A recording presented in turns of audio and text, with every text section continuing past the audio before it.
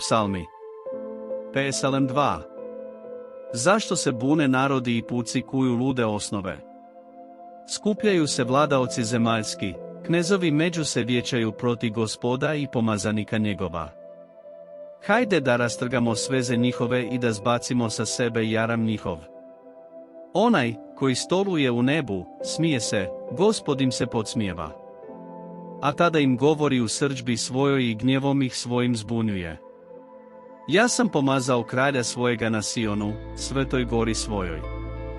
Objavljujem krepku riječ Gospodnju, on mi reče, ti si sin moj, ja te rodih danas. Samo zaželi od mene, i daću ti narode za baštinu i krajeve zemlje u posjed tvoj. Udarit ćeš ih gvozdenom palicom, razbit ćeš ih kao sud lončarski. Sad, vi kraljevi, opametite se, naučite se, vi suci na zemlji. Poklonite se Gospodu sa strahom, častite ga s trepetom. Poštujte sina, da se ne razgnjevi, i vaša vas osnova ne unesreći, jer će se gnjev njegov brzo raspaliti. Blagoslovljeni su svi, koji se u njega uzdaju.